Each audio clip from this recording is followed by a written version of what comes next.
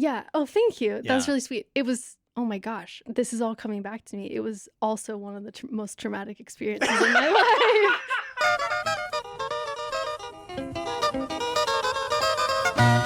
Hello and welcome to Did I Do That? It's a podcast about graphic designers making mistakes. Because when it comes to making just about anything, it's all part of the process. I'm Sean Schumacher, and joining me today, a very special guest. She built her production background into a career bringing handcraft into commercials and videos for some of the biggest agencies out there. Formerly an art director at Buck, she's freelanced with the likes of Spotify, The New Yorker, YouTube, Apple, Dropbox, and many more.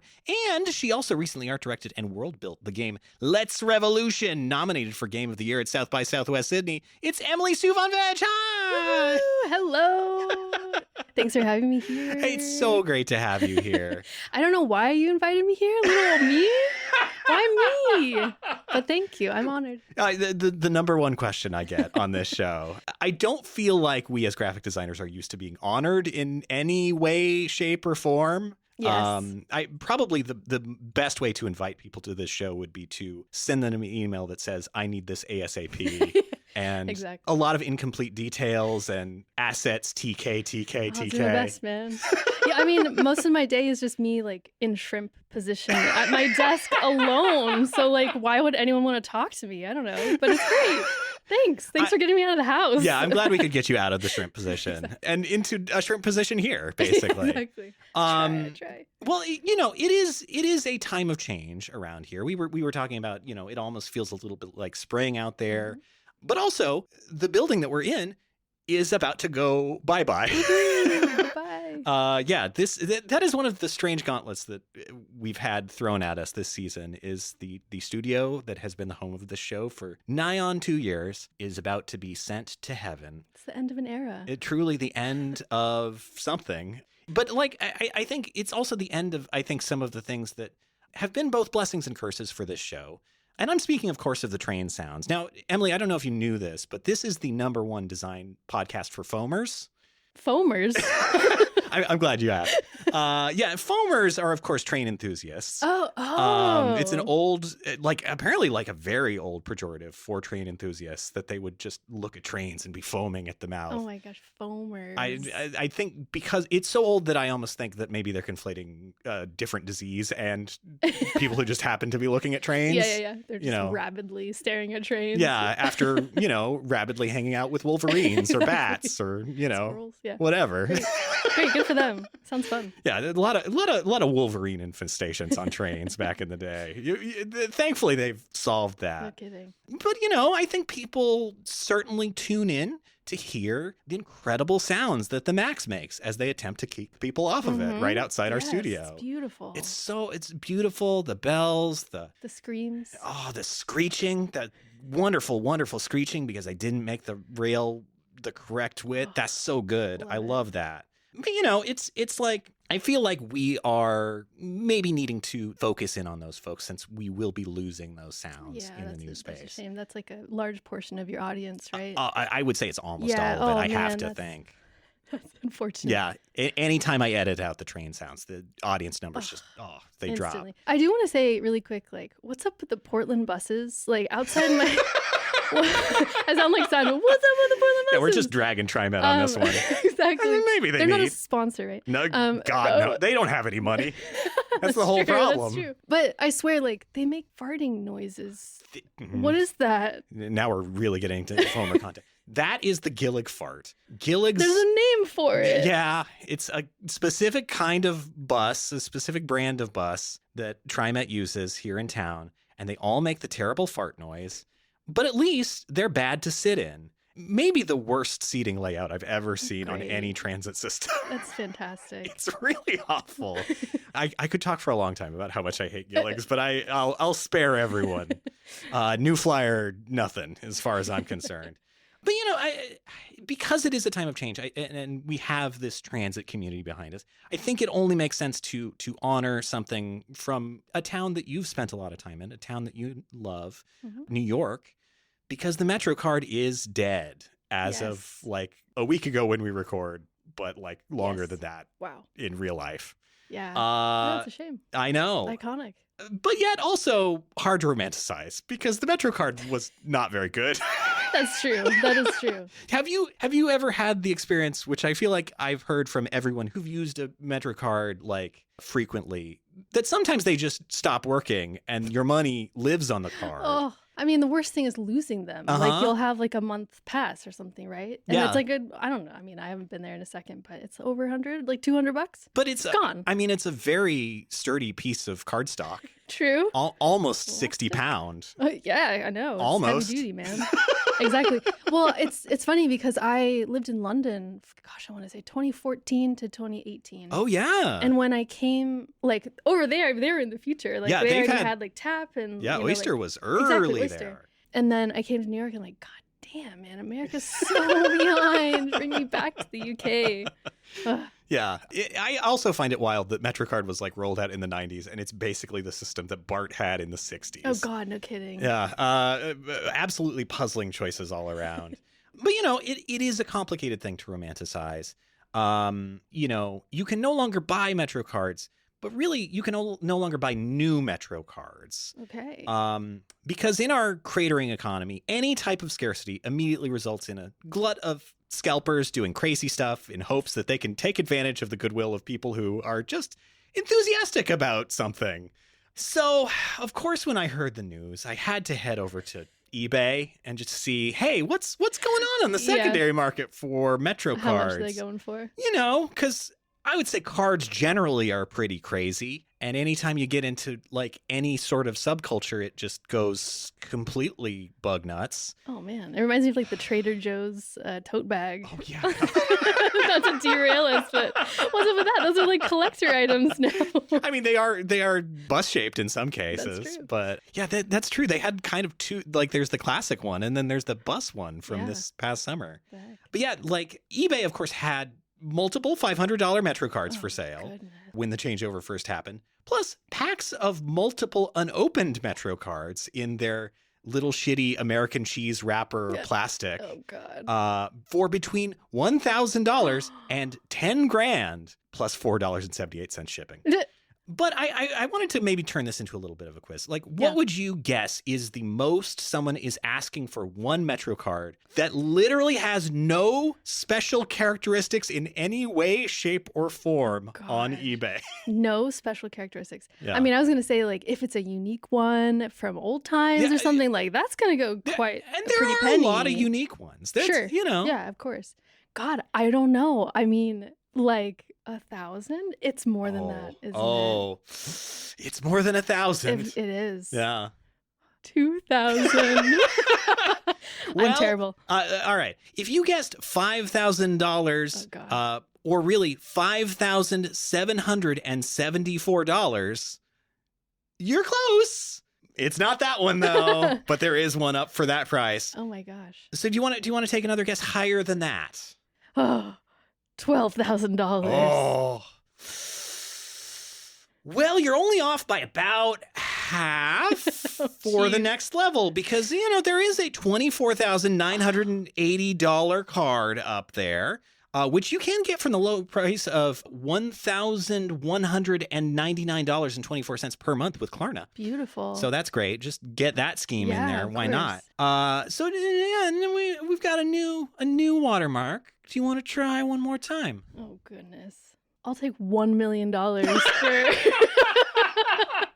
Well, for 500, Alex. Everyone knows that's a very special edition Dr. Evil MetroCard. It's all in gray and has Mini-Me on it, I guess. No, I did look, believe me, for $1 million MetroCard because it seems like there's just no rules on these things. But no, in fact, the highest priced regular ass MetroCard that I could find, $50,000 or best offer. A number that it does not seem possible to finance with Klarna is so high. I didn't think you could get that high on eBay, but yeah, apparently here we are. That is nuts. Do you know I just threw one out? You just threw out $50,000. Oh no. I will say these don't seem to be moving particularly fast. I almost considered putting in an offer on the $50,000 one just to see, I don't know, what would they do it for? Because they're not going to get that. Not a chance of that. I'm going to show you a picture of this Metro card just to confirm. Yep, nothing special about that at Nope. all. Not even in the wrapper, that one too. Oh my goodness. It came straight out of a machine. But I think the one that stands out the most to me when I was looking is a bit more affordable than that in our relative terms that we've established here. And it's I understand why it's more affordable because it's just a 2-trip non-refillable one. Oh, so it's really just crap. Yeah, no kidding. It was crap to begin with. It was probably worth like $10 in original money. But it is otherwise ordinary, except for its $42,500 asking price. I want to get that right. That sounds like a lot, but you do get free shipping with that one. That's fantastic. But I think the thing that stands out most to me is the product description, which I think was definitely not at all written with an AI. I think it's definitely a human that came up with this really unique take on describing this particular Metro card. This product is likely a future version of the Metro card for New York City's subway system. Huh? The year 2025 suggests that it may feature advanced technology or new design elements to improve the commuting experience. Oh my goodness. As a collectible item, it could also hold sentimental value for New York residents or subway enthusiasts alike. Additionally, the card may offer enhanced security features or perks for frequent users. Wow, I'm pretty sure that was written by a foamer. A foamer with a vision of the future. Yeah, exactly. Like if the Terminator that crushes the skull at the beginning of Terminator 2 was like, okay, well, what are the headways for this line that I need to catch to get to Skull Crusher City or whatever? Exactly. But it is fascinating to see, like, it's part of this scam of this $42,000 Metro card. But yet it also presupposes that there would be any attempt to improve the Metro card in any way, shape, or happening. form. No, never. not at all. They so thoroughly gave up on it that they just scrapped the whole thing. I mean, oh gosh, like, can we get into it for a second? Please. Like the fact that when you go down there, it just smells like piss. It's just covered in piss. It's covered in piss and rats and garbage and like decades of just grime that they never clean. It's beautiful. I love New York. Oh, I miss it. Well, you're in the right building because we've got all those problems. Oh, great. All and more. Oh, I'm at home. Yeah, there's no reason we're knocking down this building, that's for sure. But yeah, I find it fascinating. I understand. It is a recession indicator. This whole everything needs to be monetized in the most exploitative way possible. Yeah. But it is a bummer to see it with just like things that are public infrastructure. Absolutely. I find it so puzzling. So basically, somebody send me a Metro card so I can put it up on eBay for $1 million. And sounds good. Then I'll dig through the trash and I'll get you one. Yeah. Please, everyone, please go through your trash. But Emily, I don't think you came here to talk about the Metro card necessarily. I can talk about it all day. That's fine. That sounds great. That's why you invited me here, to hear my thoughts on the Metro card. 100%. You came here to talk about your career, and you're originally from Portland. I am. You grew up here. I did, yeah. I grew up here. I lived in Gresham. It's a fantastic city. On the blue line. Yeah, exactly. Well, that's true. I moved away when I was 17, so I went to New York University. A noted university, to be sure. Yeah, I mean, some people have heard of it maybe, but it's a pretty great place. It's come up once or twice. Yeah. But like NYU is a big deal, and that's a big change even from Portland. Like, I guess what you ended up doing at NYU is film. Yes. What led up to that? Like, what were you studying in high school that made you interested in that? Oh my God, that's such a good question. So, I mean, we should just get into it. Please. Because it's a weird-ass story. I mean, and I'll be very vulnerable here. I think, like, really the reason why I wanted to move to New York is because I was obsessed with Jon Stewart. No, seriously. And that comes out of left field, but like... I want to tell, right? That age Emily... Good things are on the horizon for you. Absolutely. So basically what I was doing in high school, I was one of those kids that was like in every club imaginable. Sure. I actually made a Harry Potter club that no one came to, and we didn't even really know what we were doing anyways. No. I was in the film club, obviously. I was president of the film club. But I also I took classes down at the Northwest Film Center for like many years when I was like 15, 16, 17. For those of you who don't know, like the Northwest Film Center, incredible resource, now owned by Portland Art Museum. And I believe they're now called something else. Maybe I'll drop in what that is. I don't remember. It's a complicated new name. But basically, it is a great way of connecting, especially like with those summer youth programs, like connecting kids to like what it means to make movies and like understand that kind of narrative and process. Yeah, exactly. It was fantastic because I remember taking a course on Super 8 where they basically like gave you a film roll. They gave you markers and paints and things, and then had you like, do frame by frame animation just on your own. And then we'd obviously feed it through the projector and see how that looked. So you got a sense for like what animation looks like and just the whole idea of a moving picture. Like it finally clicked, That is so fascinating. I've never heard of anyone doing it that way, but that's like, amazing. It's so tactile and beautiful and brilliant to be like, oh yeah, it literally what goes on this piece of film is what you're about to see. Exactly. And then, if you move something just a little bit, then in the next frame, then like that's what makes the whole thing move. It's fantastic. And I also remember like taking a course where they kind of walked us through stop motion animation. So, you'd have the Super 8 camera, you could do like one frame click. So I remember we were like out in a park somewhere downtown and we were doing all these like really cool, videos of us like, we jump, we take a frame, and then we move a little bit, we jump, take another frame. So it looks like that person is like, what's it called? Like hovering. Levitating? Yeah, exactly. Moving around. I think that's what kind of made me catch the bug a bit for film and animation in general. And then from there, I was just like, I was so obsessed with it. Oh, I bet. Yeah. I mean, it's so interesting to think like essentially all the things that you end up doing for a career are things that you like are figuring out in this like 3-year time span, essentially. Yeah, absolutely. It was such a formative year. Yeah. But going back to Jon Stewart. Please. I was also from about 13 to by the time I left, which is 17. I didn't miss an episode of The Daily Show. That was like peak year. People right? who were not there, you don't know how important this was. Fantastic. Like each episode was so special, and especially after Colbert started, right? Exactly. Like it just became like, oh, this is the most incredible reporting / comedy out there. Yeah. Every day would leave you just feeling like, wow, I feel changed by it. Absolutely. But it truly, gosh, it was so powerful. It's so powerful. And he is such a brilliant person. And the fact that he's humble and just so tapped into the political sphere. Yeah. And the fact that like I was 13 and he spoke to me like, I was a human being and I was a mature person and I could, whatever. It was just like, oh man, it was exactly where I wanted to be. And I understood there was like important work happening around that area of television. Oh, yeah. And so I think that's what like, I was like, I'm going to go to New York.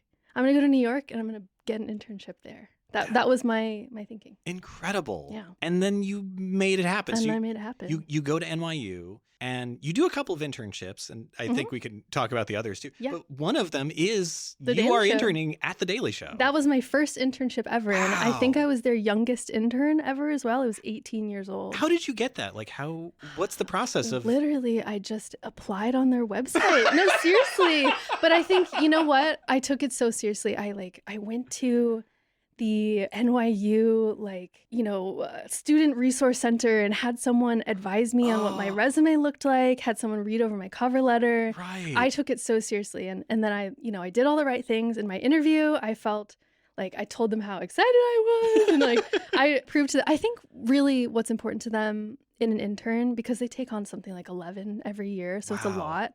I think it's really just like that you're not crazy, that you're not there. I know it sounds so simple, but there are a lot of crazy people out there.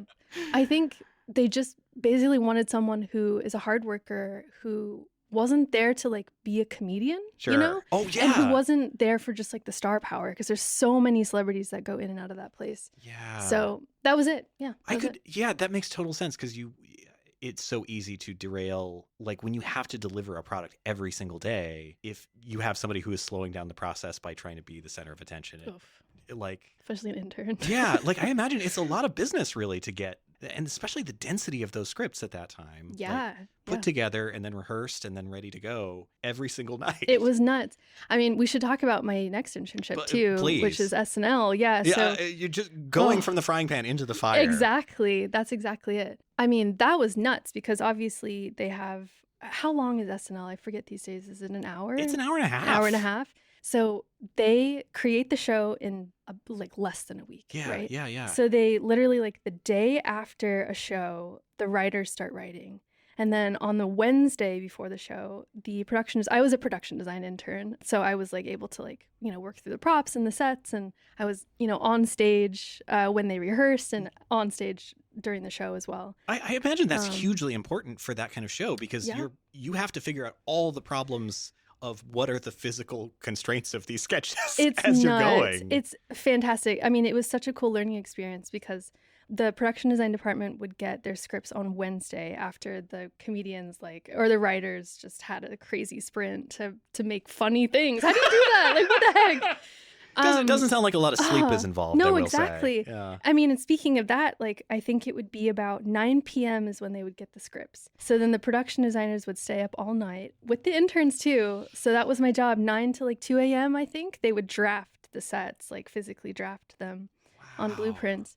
Then it was my job to copy the plans or the blueprints to then ship them out the next day or basically that hour to their set building studio out in Brooklyn. Oh, sure. And then, and then from Thursday basically to Saturday morning, they would build the sets, just a few days, and then, collect all the props and create the costumes and all that. You got to truck them over. Yeah. And then they would literally transport all the sets over to their, their studio at 30 Rock. So it was just so amazing to see that. And then, the day of the show comes, and obviously I'm there at 6 a.m. or something until after the show at 1:30 a.m. It's nuts. Dude, oh my gosh. You're also taking classes during this time too, right? Oh my gosh. I was full-time student. Yeah. And then I was working, when I was at the Daily Show, I think I was a student full-time. And then I was working 4 days a week at the Daily Show. Oh my God. So imagine that. Oh my God. It was the best time in my life, but listen, my skin was peeling. My hair was falling out, but I was having so much fun. But at least those 4 days a week at the Daily Show are the same 4 days that classes are as well. Exactly. So that's good. That's fine. That's well aligned. Exactly. No, I would take classes on weekends. It was nuts. It was nuts. Yeah. And then NYU is really grueling. They expect a lot out of their students. Yeah. So I had so much homework. I was doing, screenwriting courses. We were doing production courses just to understand how a camera works, how directing an actor works, composition, production design. We were in their studio. They had a TV studio that they had built in one of their buildings. And so we would actually have projects there where we would have a 3-camera setup and we'd be in the control room as a class and one person would be the director shouting, camera 1, camera 3. Oh, yeah. It was just so much fun. I mean, I'm just throwing all this at you because there's so much to talk about, but it was honestly one of the best times of my life and I learned so much. Oh, 100%. But it is interesting too to think I mean, it sounds like you were more of a generalist at the Daily Show too. Yeah. In between those two internships, you kind of settle on, well, maybe it is production design and set design, kind of more specifically that you're interested in. That is definitely something that ends up being an important arc in your career. Absolutely. The other 2 internships that you do are at Showtime, right? One was at Showtime. That was the worst one. We shouldn't talk about that because it was I was literally in audience. Oh my gosh, listen. Okay. It's a service that no longer exists as far as I can tell. Not at all. It was basically I was pulling data all day based on ratings for the shows, and I was making spreadsheets. What could they care about ratings? It's a subscription service, exactly. As long as the money's coming in, it seems like things are fine. I know the biggest concern of theirs at the time was HBO because that was their biggest competitor. So literally every meeting would be how do we beat HBO? Yeah. Well, both lost, so it all worked out, I guess. The one thing I did learn there was that I was not cut out for corporate work. Well, I like to say those early jobs can often be informative about what you don't want to do as much as they can be about what you do want to do. And that's a really important one to learn. It is a very important lesson. Yeah. But your other internship was with Adult Swim, right? Yes. Yeah. I was on set at a show called Delocated, which, to be honest, I didn't even watch. It's a very weird show. Yeah. John Glazer was the star. He wore a mask the entire time, a bag over his head. It's all coming back. Wow. I think he was either a kidnapper or a kidnapping victim. I don't remember. It's been, I would say, 15 years since I saw it. Yes. But it's a very weird show. I want to say it was like a family that was in the witness protection program. That's what it is. Yeah. 100%. Yes. But I don't know where the mask comes in. Yeah, I don't like think... hiding their faces the whole time. It seems like you're going to be able to locate the people in the witness protection program if they have to wear bags over their heads all the time. Yeah. Yeah. Funny. It's not a good system. No. Interesting. Well, hey, I wonder if that's the guy that us in the mob are trying to hit. No. It doesn't look like him at all. No, he's wearing a bag over his head. I'm pretty sure the guy that we're after doesn't wear a bag over his head. Exactly. But I had a lot of fun at that one, and I'm being sarcastic, if you couldn't tell. It was like one of the most toxic. Oh my gosh! I hope no one who worked on that actually is listening to this. I'm but sure it was no a one very works toxic, there anymore. Yeah, it was a very toxic set. I remember the AD, like, at some point. I still, like, think about this every now and then. It's like a traumatic experience. Oh, really? Yeah, like the AD went on mic, the first AD, to the entire crew across whatever shoot. You know, I think we were in like some Brooklyn block. And I remember him like giving this really toxic speech to everyone about how like everyone needs to do their jobs and blah, blah, blah. And then he said, I want to hear everyone say Roger. And then everyone like said it. Yeah. But I didn't, because I'm like a terrified intern, like standing right in front of him. And I don't know, like I don't want to speak up. I don't want anyone to hear my voice. Yeah, like, is this speech for me, basically? Exactly. Yeah. I feel like I was working my butt off. Like I was doing really hard work. Yeah. And he looked me dead in the eye and was like, you didn't say it. Oh, boy. And then I was the only one on the like, what's it called? The PA system saying, Roger. Well, terrible. Yeah, that doesn't seem like an awesome work environment. I learned a lot, I guess. Yeah. I mean, I know like first ADs are often the people who are, trying to get people to do things that maybe they don't want to do. But that is, that's a shade beyond. Yeah, absolutely. That's somebody on a power trip. Yep. On an Adult Swim show that I think was 15 minutes long. Exactly. It's not dude. Bad power trip, my guy. Nope. Not you're not gonna do it.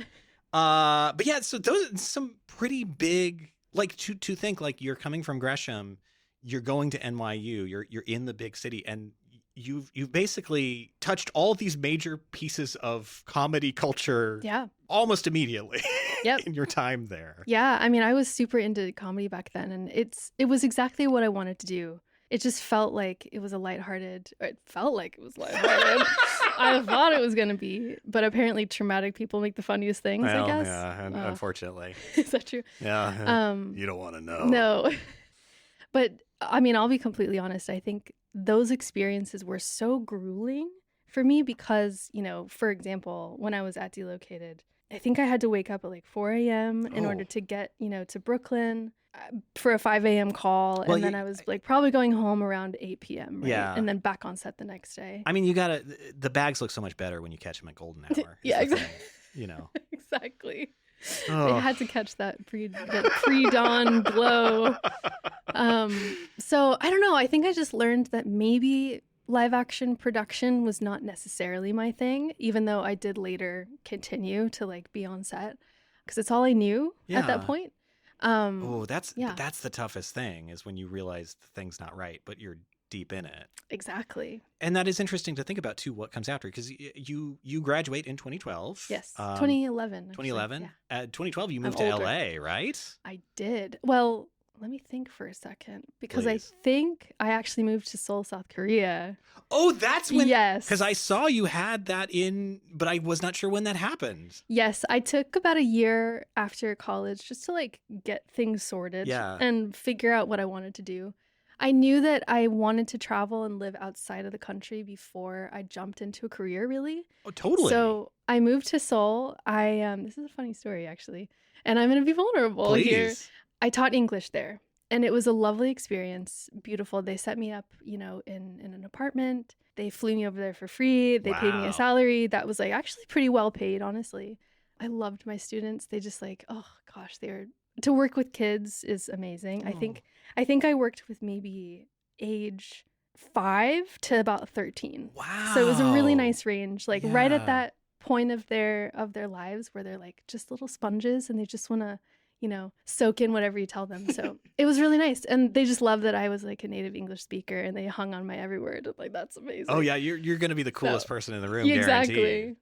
But the thing is, I remember my mom had visited me in Seoul because I was like feeling pretty lonely. It was the first time I lived outside of the country. That's a big shift, a place too. in a place that I didn't speak their language.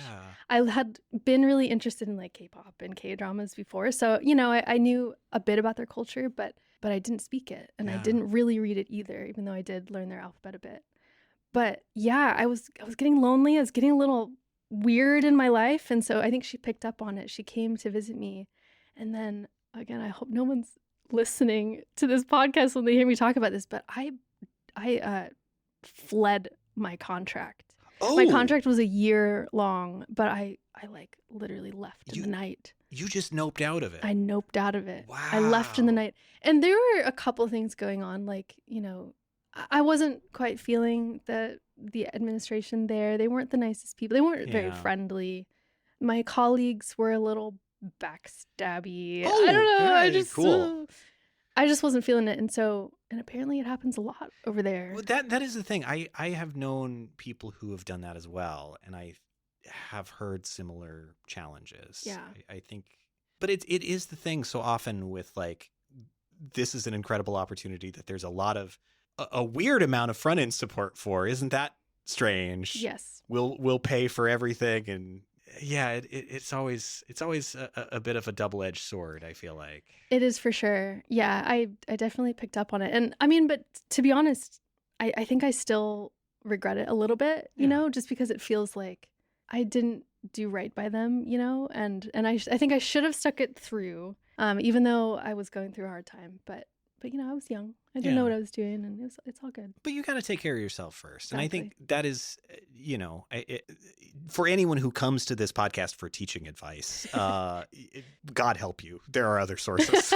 But like, it is the thing, if you are in the wrong headspace to be doing something that is that emotionally taxing, and like that age group especially, like, there's a lot of big feelings and absolutely complicated problems, I imagine. Yeah, absolutely. And I mean, we don't have to get into it too much, but their school system is very interesting over there because their kids are essentially working, from the morning at their regular schools, and then I was like working at an after school program. So these kids are basically working from like 8 a.m. until they leave the program at 5 or something like that, right? So, and then they go home and do their homework. Those are SNL hours.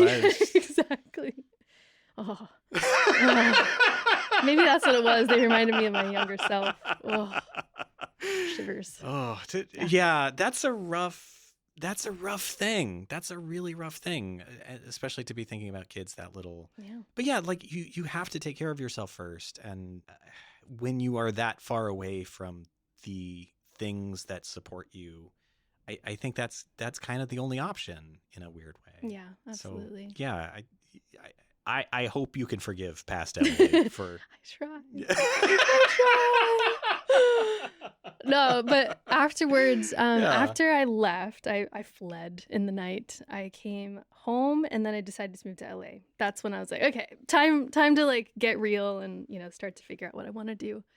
So I went to LA and it was beautiful. I got a job immediately at Buck. Yes. So this is a funny story because I've been staff at Buck twice, but in different tracks. So the first time I was on the producer track. So I started as a coordinator and I was definitely on track to become an associate producer pretty quickly. And I enjoyed it a lot, but it was such a tough experience because I would watch all these like the most talented creatives I will ever meet in my life, doing this, daily intensive creative work, creating all these beautiful things. They're working with their hands, they're on pitches, they're on calls with the biggest clients, and I'm sitting there like taking notes. And I'm like, oh man, it's another one of those like internal moments where I'm just, this is not where I'm supposed to be going. Yeah, you got showtimed. Yeah, exactly. Yeah. I know, I did it to myself. But I think at some point, back then, I don't know if I necessarily had the confidence to think of myself as a creative. So I have bad imposter syndrome. I mean, I know that's common with lots of people, but I could totally see how that would even be worse in that moment where you maybe feel like you'd given up on that last opportunity. Yeah. You know, it is really hard to find that vulnerability to be like, I actually want to be the one doing the creative thing here. Exactly. It was pretty amazing because there's a creative director there. Her name is Jenny Ko. Shout out, Jenny. Hi, Jenny. She was such a role model for me because I remember her like being so confident, you know, on these calls where she's pitching to these clients. She's in these, you know, production meetings with the artists where, you know, she was so herself. She was so open and just like not afraid to talk about her ideas, you know, even how stupid they were. It didn't matter. And like that was, I think, such a light bulb moment for me. I was like, oh my gosh, you are a beautiful role model. I can see myself in that position. That's what I want to do. What a great role. Yeah. And to be able to like expose that vulnerability right out the gate too. Exactly. Like, yeah. There's stuff I'm confident about and stuff that I'm not confident about. No. And it's all out here. Exactly. So that's pretty huge, but you're not feeling that job. Nope. And you end up stepping away. Yes. And where you find yourself is College Humor. Yeah. Back to comedy. Yeah. I which is like kind of weirdly good timing too, because it's right like College Humor, which you might now know as Dropout. Yep. They had just moved their video team from New York to LA. And so it sounded like they were just spinning up their whole production thing all over again, essentially. Yeah, it was really cool. It was such a cool time to be involved in that place, even though I didn't stick around for very long. I was there for like maybe half a year or something. Yeah. Because I met a guy and we left. He stole me away and we moved to London. Which is amazing. But it was really cool. I was a coordinator there, if I remember, / producer. You know better than me at this point. I of course have your title here as coordinator / associate producer / art director. Okay, yes. So I was art directing some of the skits as well as producing / coordinating them with one of their in-house producers too. So we were like a little team. Yeah. Yeah, and it was fun. We were doing the casting. We would like work with the writers and the actors and everything to like put these little sketches together. And I think this was like, correct me if I'm wrong, like one of the beginning eras of like streaming TV. This is right there. Because I think if I remember right, what their model was initially was like, we have our website, and I don't even think YouTube was really in the equation quite yet, but like I think some of those early shows they were trying to sell to like True TV and things like that too. Yes, that's exactly what it was. So it was an exciting time. And I think that they were picking up more and more viewers every month, and it was like definitely growing. So it was cool. But again, it's like it just wasn't as creative as I needed it to be. Yeah. And it's just the grueling hours of being on set and how the physical work that it requires. I wasn't in it anymore. And you know, it is exactly the same kind of problem as the SNL problem of like, we need a big robot for this one. What? Huh? What do you mean a big robot? Oh God, here we go. Now I do want to note that you are in one of these sketches. I am. You are. I think I'm in a few, actually. It could be, but you're credited as an actor in one, and I believe your mom is also in this sketch as well. Oh my gosh, I want to say she was probably visiting LA at the time, and we needed some extras of different age groups, and she made it into a sketch. Yeah, well, she's got an IMDb credit because of it. Oh my God, I love that. I didn't know that. That's amazing. So do I. I'm on IMDb. Yeah, too. You may not like because it is a short called "The Hottest Lesbian Kiss Ever." Which is maybe not what your mom wants to be known for. Probably not. That's her debut. Yeah. How lovely. That's my debut too. Yeah. Admittedly, it is a parody sketch, but it's still a title that clangs on modern ears a little bit. Honestly, that's probably one of the reasons I left. Like, I can't do this. Yeah. Just give me some good stuff. I mean, I didn't want to say that this did come out almost exactly to the day of when you left. Oh no, that's exactly it then. Yeah, in June of 2014. Yep. But you met a guy while working I met my this husband. job. We met at Buck, so he is an animator, and he's still an animator. And he stole me away to London. We decided to move there, and that's kind of when I would say my creative career started. So I started in 2014 freelancing as a fabricator. So I started to do stop motion fabrication and art direction. like, I assume you'd done some of that at NYU as well. But I was like, my major was film and TV production, but I was sort of minoring in art direction and production design. Right. So that's when I was always the production designer for like my friends' shoots and for my classmates' shoots and things. They just knew that I wanted to do it and I was interested and good at it, I guess. So, and then also I failed to mention that when I was in LA, I did a couple music videos as well. I was production designing for some music videos. Which you will definitely continue to do. Yes. Yeah. Exactly. Yes. I know. To increasing prominence. Yes. And I just loved it so much. I loved like the short spurt of work. Usually they're filmed in just a couple days at most. And then I love how creative they are and how not precious they are too, because I think this was like post MTV era too. So you don't have to worry about airplay or anything like that. Not you at can all. just make a weird creative thing. That's exactly it. And you don't have to you're not really dealing with big budgets either. Yeah. They were very scrappy, very fun, very unprecious. So yeah, I threw myself into that world. I started to get more and more involved in commercial work through companies like Nexus over there and Blink Inc. and this production design company called Stripeland too. So yeah, it was amazing. I loved it. And like some of that production design is specifically like papercraft work, which I feel like is kind of the zone that breeds those future music videos. Yeah. For sure. Which are, since we are at that point, Zed's Dead, Too Young, and Fergie's Love is Blind. Yes. They're both really cool. I know.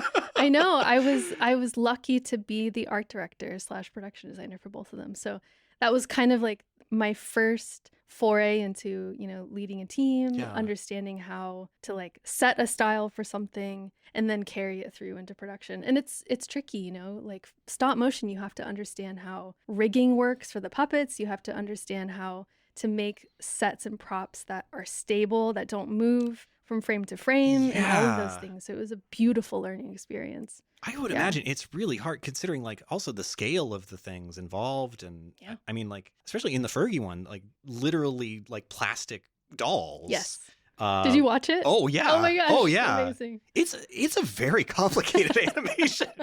Like we had one of the best animators. He was an animator. His name was Gary. I don't remember his last name. I hope we find it. I didn't write it down. That's okay. Sorry, That's Gary. my bad.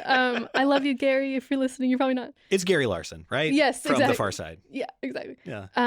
He was one of the animators for Celebrity Deathmatch. Of course. So that's where you get all that gory, like, yeah. It is such, you got to go see it. I'll probably link to it in the description. Unless I forget, in which case you have Google, go find it. But like, it is so Celebrity Deathmatch. I had not made that connection at all, but 100%. Yeah, with that like claymation, like blood and gore happening. Yeah. It's a pretty like visceral music video. It's pretty amazing. Oh yeah. But like also just the emotiveness that you're able to get. I mean, it's definitely like that. I think it's the Leica technique of like swapping out faces, right? Actually. Oh. This was my idea. So we had kept the faces blank, I believe. Oh. And then we did it in post. We did 2D animation on top of the faces to get the different expressions. Incredible. I think that is what Leica does now too. Oh, it makes sense. Yeah. Cheaters. Well, but you came to it first. Yeah, that's true. But yeah, it was exciting. Well, it was just like way too hard to like hand paint those faces between frames. It just was not happening. And I think we had a pretty short production timeline for pre-production.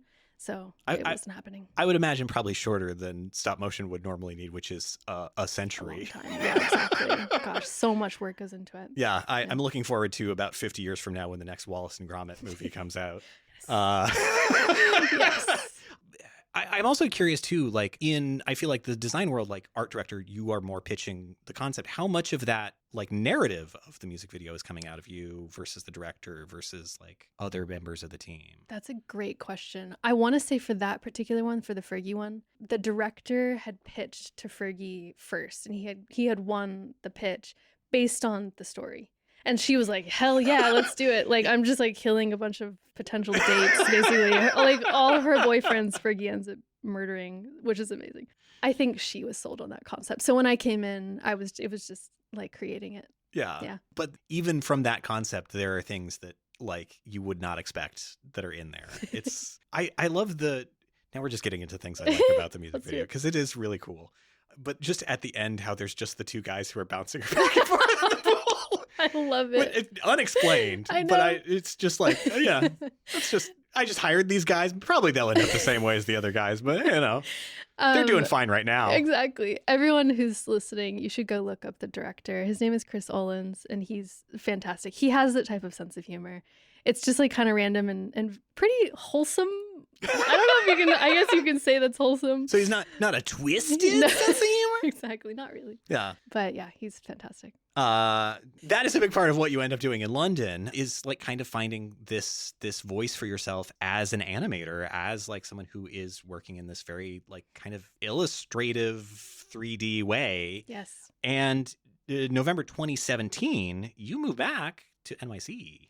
I do. I moved back to New York because Trump was just elected, and I just missed America so much. I was like, oh God, I got to go back Times there. never been better. Oh, things have only been going up since that, such as prices. Exactly. Anyway. Actually, that's a funny story. I remember being in London the day of the election, and we had gotten the news like in the middle of the night, I think, in London. And so literally the next day I was on set on some shoot. I can't remember what it was for, probably a commercial.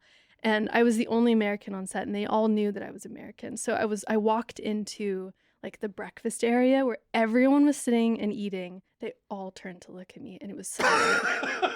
It was silent. I get it, but also they had made a similarly bad decision a year before. Fair. So I don't know that they have a lot of ground to stand on. That's actually true. You know, I should have told them that. Yeah.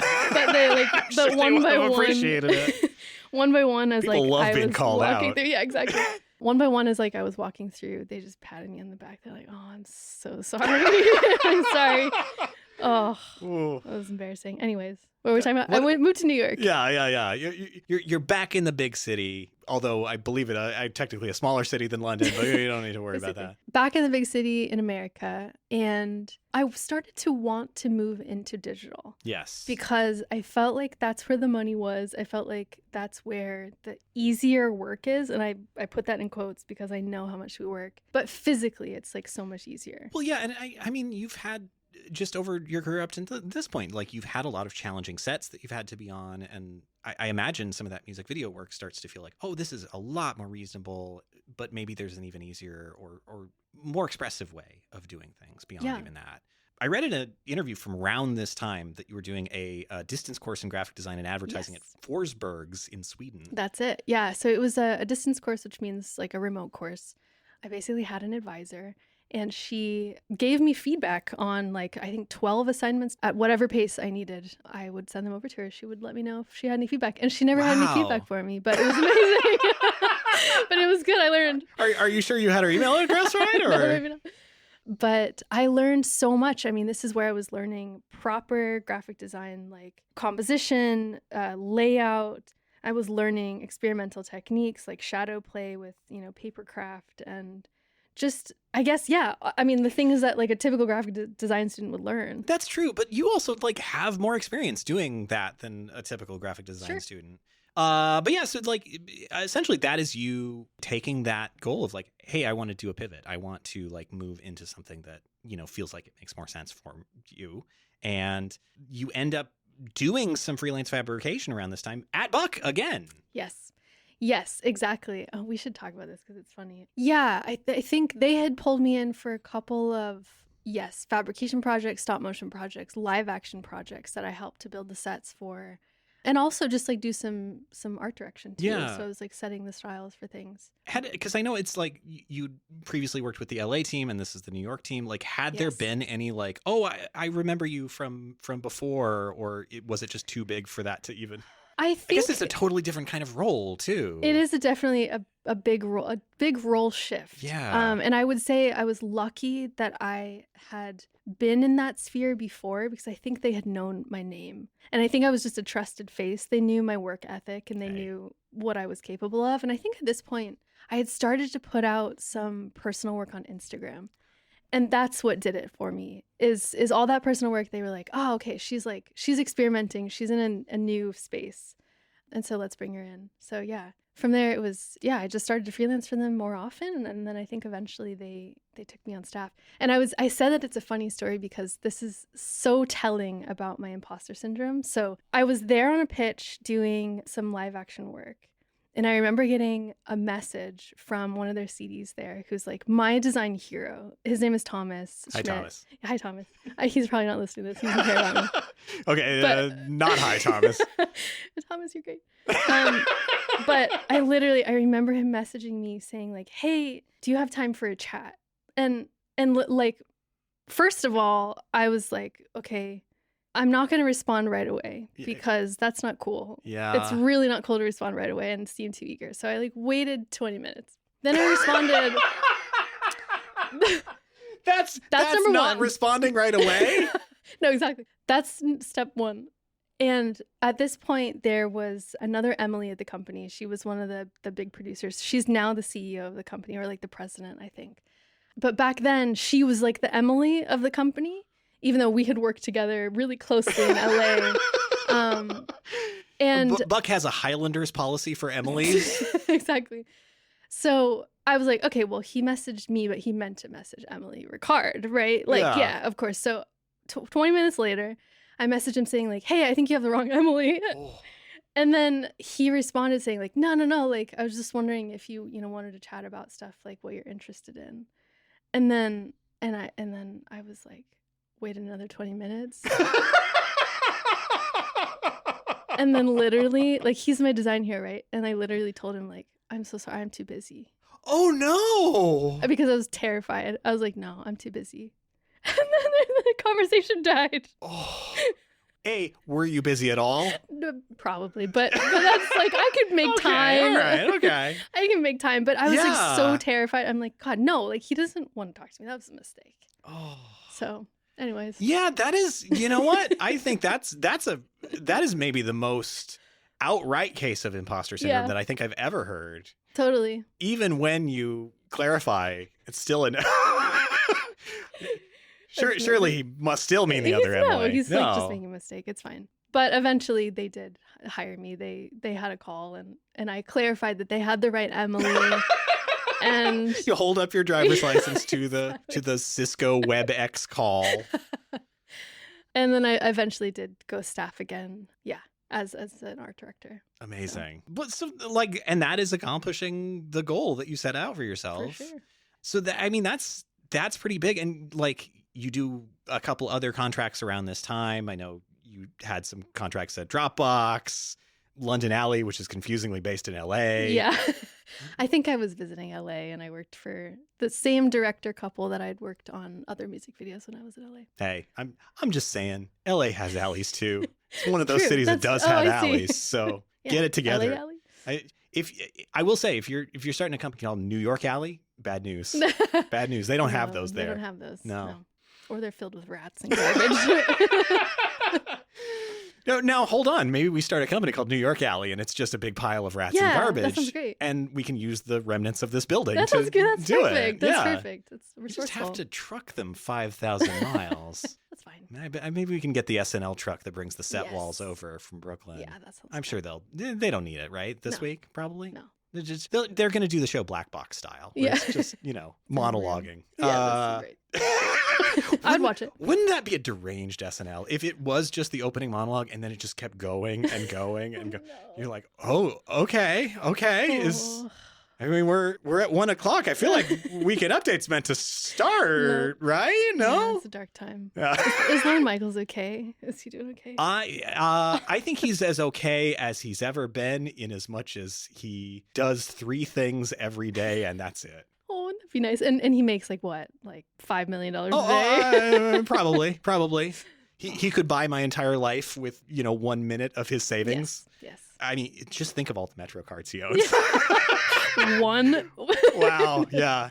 I realized too, we did invoke the Dr. Evil commemorative Metro card, which surely Lorne Michaels would own. Absolutely. Although I think I read somewhere that he seems to think that he is not who the Dr. Evil impression is of, which is a fascinating bit of mental gymnastics to do.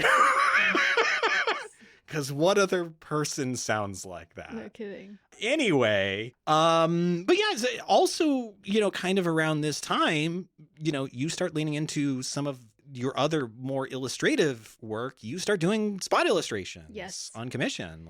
Yes, I started doing editorial. I think actually this started maybe before I went to Buck.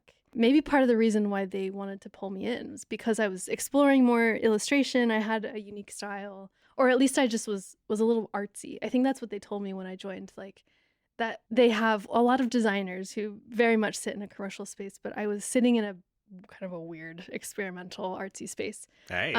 Which is awesome. I love that. It opens doors. It's hard to get that kind of thing too. Sometimes the student wants to I have this illustrative style and I want to do it, but it can be hard to make that actually stick. Yeah, absolutely. Yeah, my imposter syndrome says that I was just lucky that I had a fine style, and then they just knew about me. So they're like, okay, well, I guess she's a safe option. Let's just bring her in. That's half the battle, honestly. Yeah, exactly. But yeah, it was, I was doing some New Yorker illustrations that got killed. So I was doing really well. I think that's a lot of that game from what I understand. So. I hope so. Yeah. Are you sure it wasn't just bad?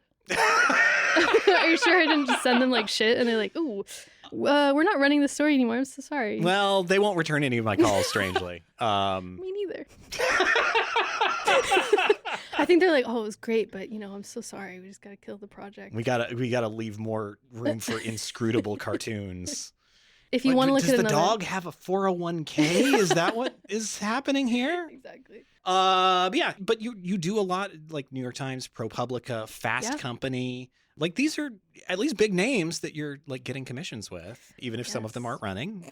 Still. Yeah. I mean, what was exciting about back then was that I was getting hired not only for my digital illustration work, but also for my papercraft work. Yes. Which is, I would do that all day long, because doing spot illustrations in papercraft is so much less grueling than a 2-month production where you're building all these massive sets. Yeah. The thing doesn't have to move at the end of the day. No, exactly. And you can Photoshop the crap out of it afterwards, which is so good. But yeah, that was cool. It was part of me is just I love experimenting in new mediums. I'm always I don't think I have a set style, because I constantly just want to get my sticky fingers in all types of styles. So it was just really fun that people trusted me with different stuff. Yeah. I love it. In 2019, your husband, Claudio Salas, was one of the organizers behind Blend Animation Design Festival in Vancouver. Yeah. And that was, it seems like kind of your first major return to the Pacific Northwest after growing up here. I think so, yeah. Blend takes place in Vancouver, which is only 6 hours from Portland. We definitely came down to visit after we went up there. But they're all friends, and so they knew my skills as an art director. So they brought me on to make the stage design, to make their coasters, to just decorate, I guess, the venue that we had the conference at. It's a really cool stage design. Yeah. Oh, thank you. That was really sweet. It was. Oh my gosh, this is all coming back to me. It was also one of the most traumatic experiences in my life. I didn't even think about to talk about this, but thank you for bringing it up, because what can I say? I have a way of causing traumatic experiences. Thank you. Oh, that's a skill. Okay, let me talk this through. Oh gosh, this is all coming back. So I had a budget of $7,000, which is pretty low. I want to say $7,000 to $9,000. Oh my God. Yeah, for sure. And my idea was very ambitious. So I wanted to create inflatables, because I didn't really see much of that happening. I knew it was possible. And this is kind of before the big inflatable craze. I feel like people started to do more of it. And of course, with $7,000, where do you get that done in the States? You can't. So I went to China. Sure. As you do. Sure. And I worked with them closely on getting the right style, the right look, the right scale, the right dimensions. Then I thought it was all going swimmingly, and then they sent it over. It got stuck in customs. It got rerouted, and literally the morning of the show, of the conference, was when we got these, and we had to go to the airport to pick it up from their freight area. Oh my God. in the middle of nowhere. I bet they're pretty heavy too. They are very heavy. And I hadn't seen them in person. I wasn't able to test them. I didn't really know if they were going to work. Luckily, everything worked out just fine. But I mean, the night before, I didn't sleep, obviously. Yeah. Because, you know, if you think about it, or what was going through my head was, this is the industry here. The whole industry is here today. All of like the studio heads that are speakers that I look up to, they're going to know that it was my job to put these inflatables on the stage and they're not there. Yeah. And the coasters that we were like giving out to everyone also was part of that shipment. So that was not there either. So I literally had nothing. And oh my gosh, that was just awful. Everything worked out just fine. Yeah, I could totally see a world where it doesn't, though. Yeah. 'Cause I mean, you know, and you know, this is back in the day. I'm sure things have gotten better, though. Definitely in the past, I don't know, 6 months. Oh yeah. But I designed a book that I believe was printed in Hong Kong. And boy, I will say that was a project that taught me a lot because those printers really wanted deep specifics, and I feel like I'd gotten away with a lot of cheats up until that point, but they were like, it's got to be exactly this. And I got everything done, and they printed up, and they were being sent over, and then they sat in a shipping container in the port of Los Angeles for, I want to say, 3 months. Wow. And yeah, and I seem to recall that my client at the time drove to LA to look at the shipping container. He was not permitted to open the shipping container, but he just, sort of looked at it. And I think it was like a month after that they actually cleared customs. But, it's like those types of things where like the event is going to happen. No matter what. No Everyone's matter on their what. way. People are flying in from London, from all over. Yeah. And like, with the books, like, did they get damaged? Who knows? Yeah. With the inflatables. Do they work? Can Do they have inflate? holes? Yeah, exactly. Yeah. Yeah, I mean, at some point we set up a couple of them on stage and we found out that the fans were pretty loud. And of course. Oh God. Oh, God. So I think we had to at some point turn them off as someone spoke. So you just see these like this limp tree just sadly sitting there. Yeah. Sort of how my students look as I'm giving a lecture, just more and more sinking into their chairs. Exactly. Necks becoming more fluid-like. But yeah, what can you do? What can you do? Are there quiet fans? I don't know.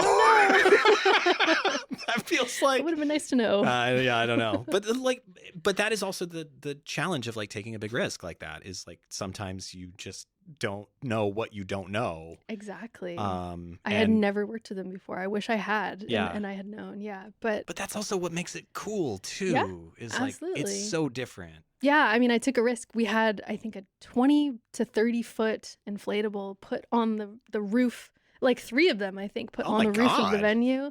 So like the whole town would drove by it and they would see it. It was fantastic. I didn't see that. Oh my God. Can I tell you, I used to live in a place that had a giant inflatable on it. No way. I used to live many years ago here in town above Jake's Famous Crawfish. And every St. Patrick's Day, I don't know why, they would put a giant crawfish on top of the apartment building. Oh. And on your apartment building. On my apartment building. Why St. Patrick's Day? Unclear. Not a St. Patrick's Day themed, You don't find crawfish at the end of a rainbow? Someday we'll find it. The crawfish connection. The crabs smell the dreamers and stink. La, la, la, la. Yeah, okay, that's probably enough. Song. Yeah, but oh God, for many years after leaving that building, I associated the smell of crawfish with coming home. And anytime I smelled it, I would be like, oh, wow, that's really nice. Aw. That's really nice.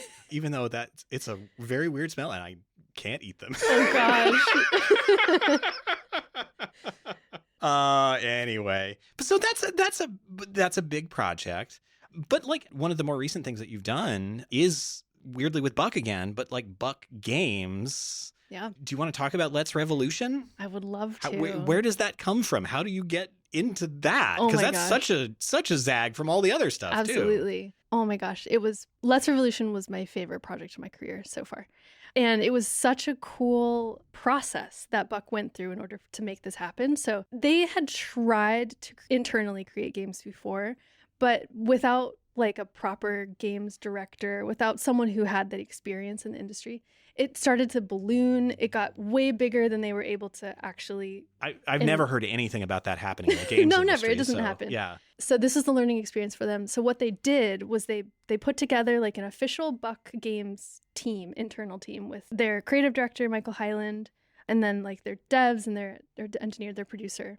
And then basically they started to prototype. So without any art, without any, like, just basically placeholder, really gross artwork, they started to design a game and try to, to make sure that the general idea is working first. And then, they built their scope from that. They understood their limitations. So they're essentially wireframing out the mechanics. Yep. And then, but there's no art, there's no story, there's nothing on top of it. No narrative at all. And so once they had that prototype built and everyone was like pretty confident about it, they put out a call to the company, and I was staff at the time. They asked people to pitch art direction, just like one slide of like ideas for art direction and for narrative. In one slide? In one slide. Wow.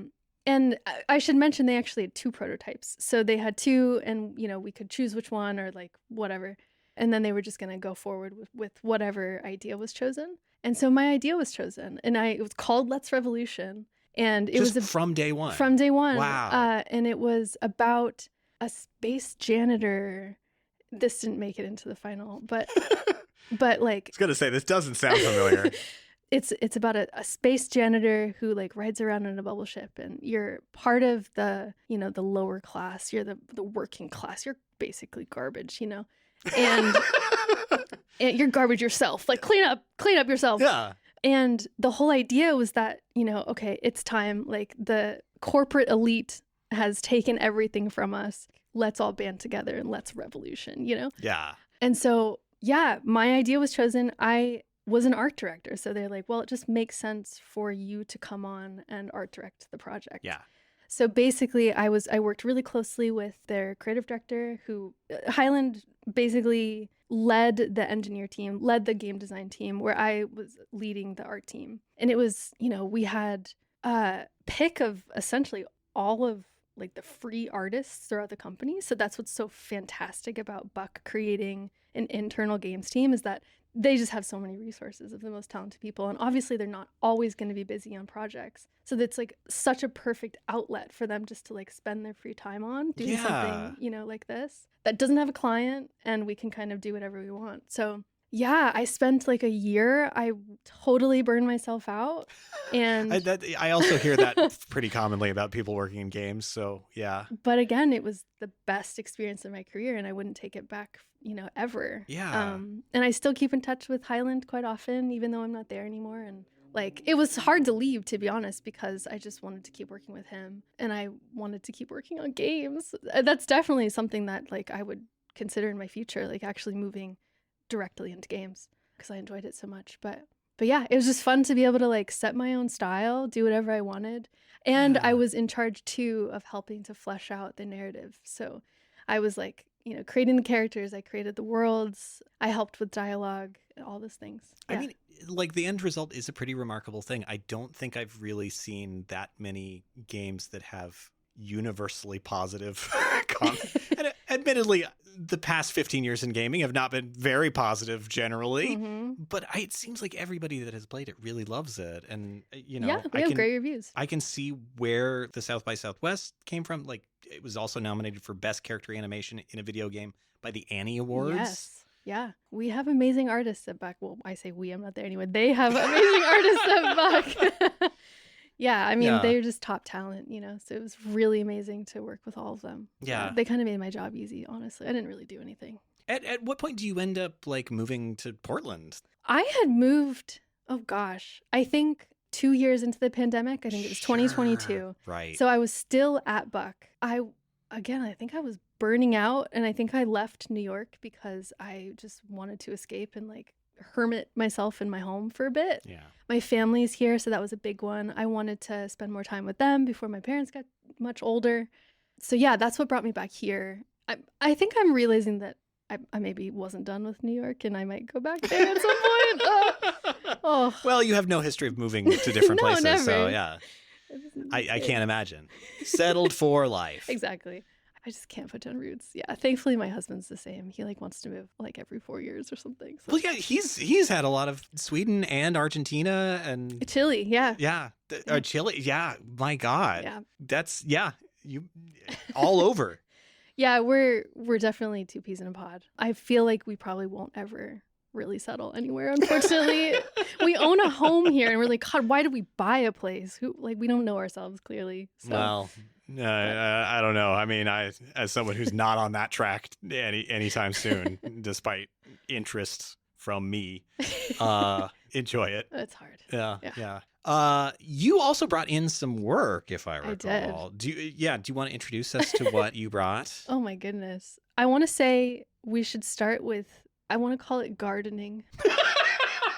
Oh, okay. Can I call it gardening? We can call it gardening. I have no idea what it is. So gardening is a term, maybe this isn't like a term that many people are familiar with, but it's become a term that means you may or not be under the influence of mind-altering substances. Oh, right. Yeah. I see now. Okay. Right. So let's talk about that. So basically, part of my process, I will set the stage for you a little bit. Please. Oftentimes when I do my personal work, I will lock myself in a little area of my home. I will garden and I will put my headphones on. I will just let the music take over. You're essentially going into kind of a fugue state, it exactly. sounds like. Yep. And I just let myself make whatever comes to my head. Oftentimes, it's not very great, but sometimes, I'll get a gem in there and we can keep it. But I wanted to show you a couple of the bad ones. Oh, please. The first one, I unfortunately didn't save because I think the next day I looked at the Photoshop file and I was like, oh God, I'm not saving this. This has to be banished immediately. But I did bring my reference for it. Okay. And I do have a screenshot of like the artboard that was next to it, but it unfortunately doesn't show the actual art. And I'm so sad. I wish that I had it to show you. It's always that kind of thing that you are just so desperate to destroy in the moment that you wish you had later. Like, no record of this. This was my reference. Oh boy. Do you want to describe? I'm happy to describe this. This spooky face. This big spooky face. So if you go to YouTube and you Google Phil Collins in the air tonight, and you look at the opening shot of this beautiful music video, you will understand what I got so fascinated about. I don't think I've ever seen this music video, but I'm realizing that the lyrics to that song, plus if this is the music video, terrifying. How was any of it successful? Yeah, I mean, it's just fascinating to me. I've found like a thread throughout these pieces that I'm going to show you. There's something about like men's faces that are really close to camera that I'm just so fascinated about. And I have one with Billy Idol that's really similar. And I think I did a David Byrne one too, but I don't have that to show you. But anyways, Phil Collins, very close to camera. I'm going to describe the shadows. It's basically like two-tone. It's just his one skin tone with like these very harsh shadows. You see a shadow almost covering his eyes, so you don't even, from his eyebrows, so you don't even really see his eyes. Oh, it's so creepy and so good. I wish I had the sketch to show you, but it was basically one-to-one with this. Somehow I was just compelled. You were just compelled to draw Mr. Phil Collins, Mr. Phil Collins with his gigantic caterpillar eyebrows right here. Caterpillar eyebrows. An amount of hair that I bet he wishes he actually had on his head. Exactly. Yeah, that's... I gotta say, if I were in the state that you were in when you drew that, I would be having a real bad time. Oh, I was enjoying it, I guarantee it. I was having a ball.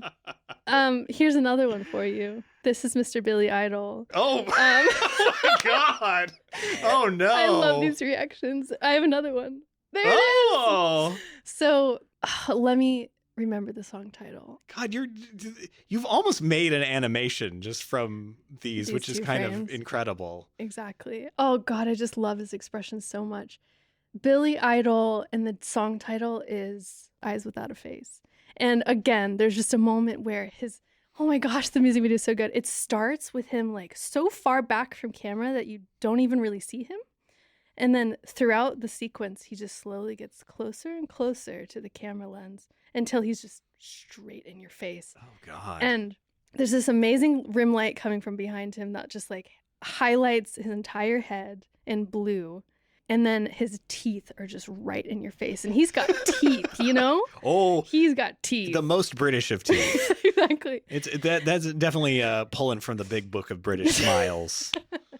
One of the best. Oh, man. And they're like a little bit yellow. And I was just so fascinated. And in this fugue state, I just went ham. That's one. Yeah, that is genuinely terrifying. He's also like, he is pulling the... And I assume the real life mouth is probably pretty close to this. But like, I don't know if you remember, because you're about maybe a little younger than me, but you might remember the Teenage Mutant Ninja Turtles cartoons where they all had the snarl in the sides of their mouth. Yes. And I was always so confused how that worked, because I feel like the muscles in my face don't do that.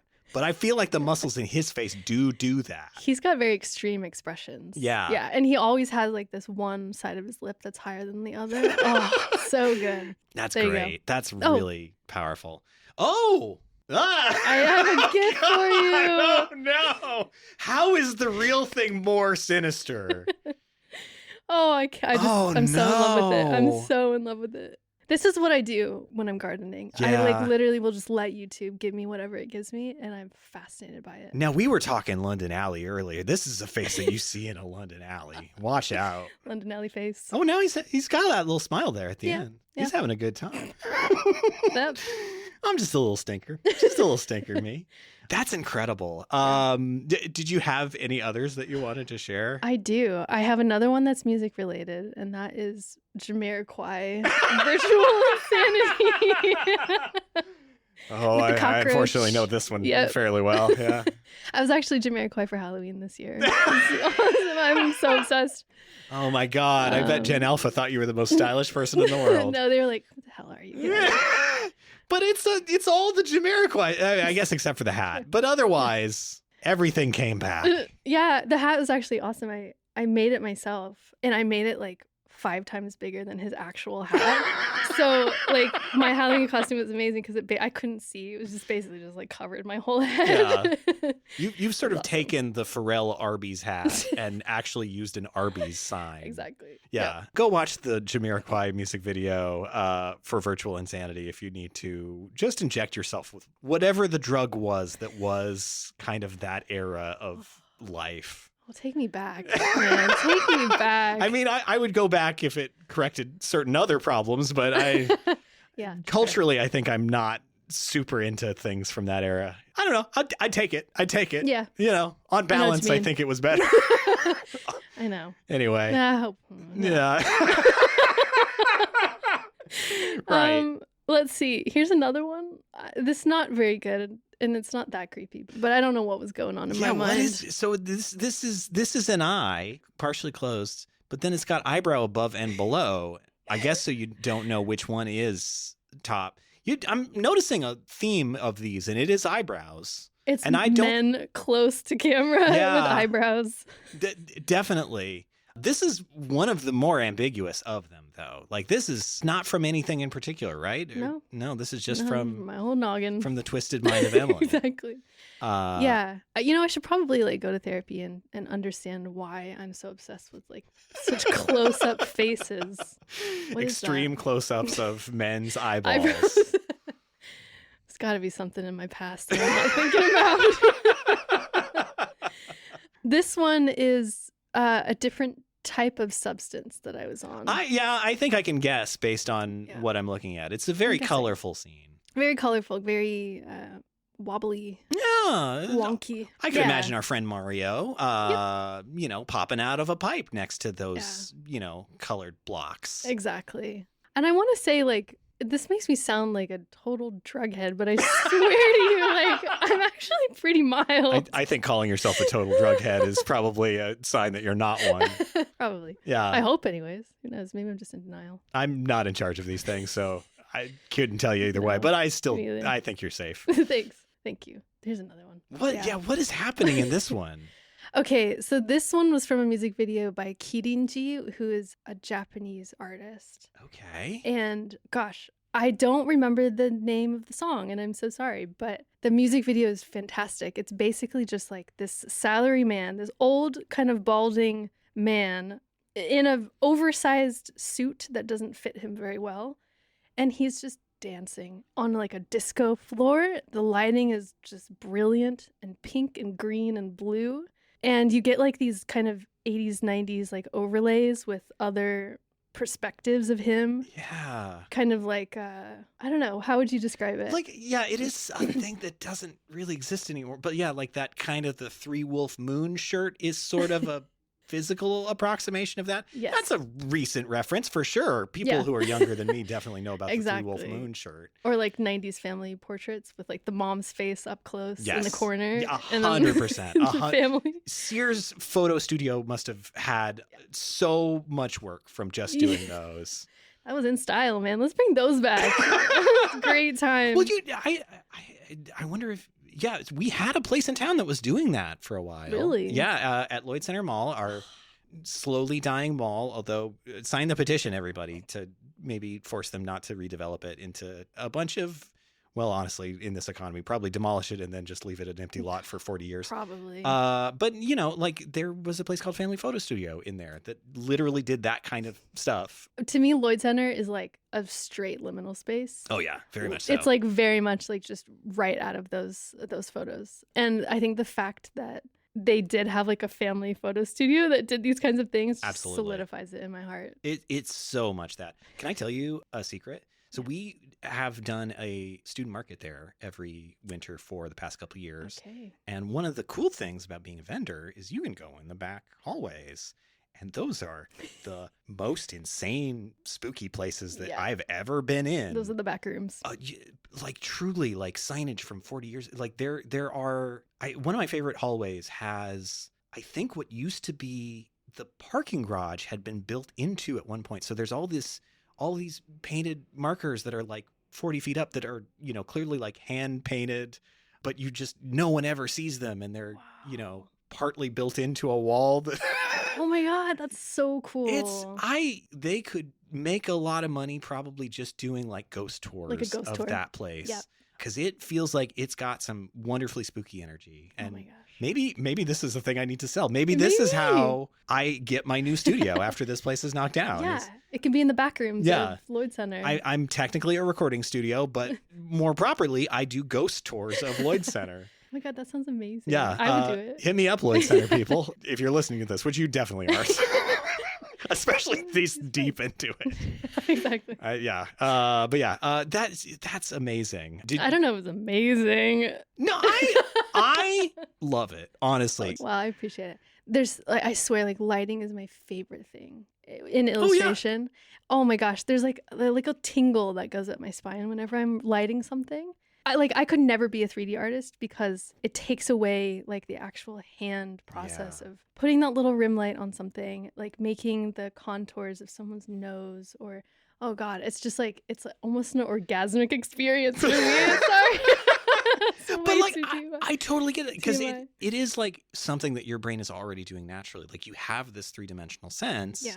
And so you are naturally imparting it on these 2-dimensional spaces. Like that's why you're able to do the set design and the, you know, the stuff. But it's like, yeah, to actually be able to think this is it flattened out and it's still behaving the way that it would and doing special cool things. Yeah. Like, I don't know. Yeah. It's a magic trick. It is a magic trick for sure. I think it's like sometimes you get these beautiful imperfections in it that, you know, that light actually wouldn't react that way if you did it in the 3D program or like even just lighting it in real life. But it gives it like a cool surreal feeling that you can't get any other way, you know, unless it's made by hand. Oh, it's just the best part of it. Yeah. I love it. Make things by hand, everybody. Exactly. I think that's our lesson here. Oh, do you have another? I don't have any more in the gardening category, but I want to show you my first animation that I ever made. Do you want to describe what it is? The short film that you made here. Short film. Yeah. It is my masterpiece. Wait, so this isn't from Northwest Film Center days. This is from. No, this was like, oh gosh, I want to say I was in London post Buck. Okay. Post-production coordinator Buck. And I was just experimenting. I wanted to learn like Adobe software, so I think I just opened up Flash, which now is Animate. That's how old I am. Oh, I may have made a recent trailer out of Flash, There you so go. yeah. So what this looks like is a pixelated cat, not particularly well designed, and it catches something that falls from out of frame from the top, and then once it catches it, poop comes out of its behind, and then flies come out of the poop. Oh, that's what that is. Okay. Oh, yeah, I know it's not very clear. It did seem like maybe more poop was migrating into. That Just makes like sense. it's magnetically flying. attracted. Yeah, I could see that. And then the flies eat the poop and wipes it away, and then the loop continues to go. So it's a very sophisticated loop that I've created. The circle of life. Yeah, the arms of the cat are very short, I gotta say. Because clearly there's a narrative happening here of the cat is catching Square, and then Square results in poop. What do you think that would be the cat is catching? What is a cat catching? The cat is catching a dead fly from the ceiling that, yeah. You know what? That sounds like a thing a cat would do. Absolutely. And this is sort of a victory lap. Yeah, exactly. Yeah. I mean, it's a circle of life. It's like the cat catches the fly, and then the poop comes out, and the fly eats the poop, and then yeah. Oh, I forgot to mention that the cat flings the thing that it catches towards frame right and out. Yeah, that also sounds like a thing a cat would do. It does. Yeah, that thing's got some velocity on it as it leaves frame. This is very realistic animation. Yeah. I mean, it's very sophisticated. Flash, it's a powerful tool. Yeah. So you're welcome. Yeah. Emily, this has been such a delight. What a fun time.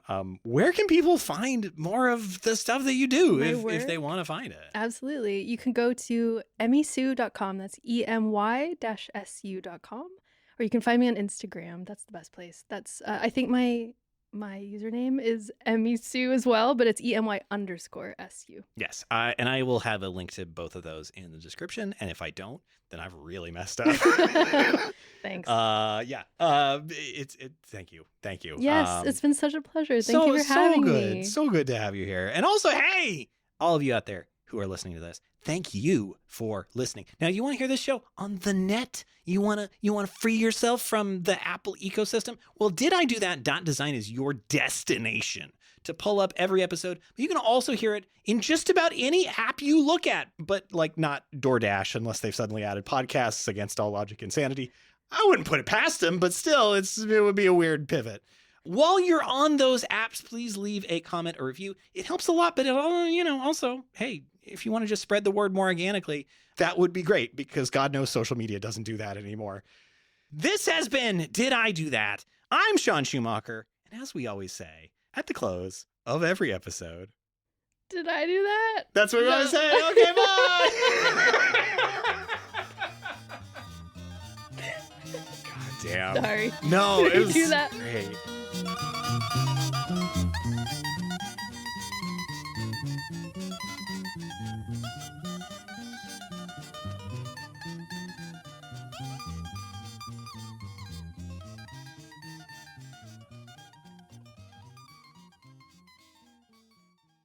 Do you want to take a stab at this one? I can help you. This one's a puzzle. Are they rocks? So what I'm looking at, I'll describe. So this is a sort of liminal space with, I would say, a bluish gradient that is very, very of the 1980s. And also some irregular shapes, we might say, with deep shadows also that feel of that era. Maybe there are planets orbiting them? There's sort of a texture effect on, there's a sort of, there's crosswalks between them, which definitely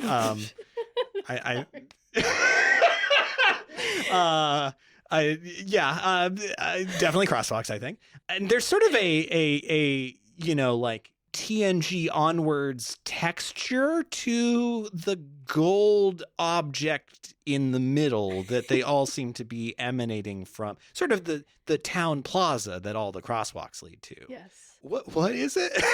So, oh God, I don't know where my head was at when I made this one. Where perhaps there's some Gardening? Some gardening happening? Potentially, Yeah. yes. Okay, so you hit the nail on the head is like definitely has like this 80s airbrushed vibe to it. Yes. Kind of that mysterious, like, very soft lighting look. So this was a period of my life where I was very influenced by Star Trek and Star Wars. Right. Okay. Which, I mean, that's been an influence like my whole life. I love Star Trek to death. Yeah. You don't have to convince me. Preaching to the choir. Yeah. You maybe even heard that episode. Oh, yes. Yeah. Please don't sue me, Paramount. So I want to say, if you think about the moment when Luke Skywalker was facing off with Darth Vader in that like void-ish liminal space. Oh, sure. The big central column. Pit? Yeah, Sure. Or whatever. A lot of spaces that maybe if the Empire were governed by OSHA, they wouldn't be able to have without more railings. Exactly. Yeah. Yep, exactly. So it is like if this planet was owned or run by cats. And clearly they want to inject cat imagery into everything. Right. Yes, you might not have picked up on it, but basically these pits are in the shape of a paw. Yes. Yes. And the little toe beans are all the same size and they're pits of their own. And then you have these like bubble transportation mechanisms that are going in and out that are probably transporting materials or things into the society that I'm assuming lives somewhere deep underneath the pit. This is one of the balls, perhaps, that the cat is flinging that caused the pooping to happen. Yeah. Yes. See, that's another thing I need to talk to my therapist about. I'm like, why men with eyebrows and why cats flinging things and poop? Yeah, Anyways. there's going to be a lot of time in the DSM-5, I think, trying to parse that out. Yeah, there's a lot to unpack there. Yeah, so the crosswalks are kind of like holding this cat spaceship together. I imagine sort of in the same way that the nacelles of the Starship Discovery are held on, kind of through magic action. It must be. Yeah. I don't know. Where do the cats go with their starship? Oh gosh. Where don't they go? I'm asking you to do free world building. You get paid for that kind of thing. Where don't they go? I mean, they live in a society underground in this planet because, the humans have destroyed the Earth on the outside, so they can only go underground. This is only going to make the cats more resentful, and they already hate us. Oh, they hate us so much. Oh, they've killed us long ago. They've wiped us out. Yeah. Or we've wiped out ourselves. Either or. At this point, I think, that would probably be a blessing if the cats wiped us out before we did it to ourselves. No kidding. Take me on that spaceship to whatever the cat planet is, and I promise to give them scritches and, not touch their toe beans too much. No, that's so sweet. But maybe some. Yeah, they'll like it. Hey, if it's desired, I'll do it. That's so sweet. Yeah. Respect their boundaries. Exactly. Love that. Yeah, so that was very early work of mine. I love it. I love it.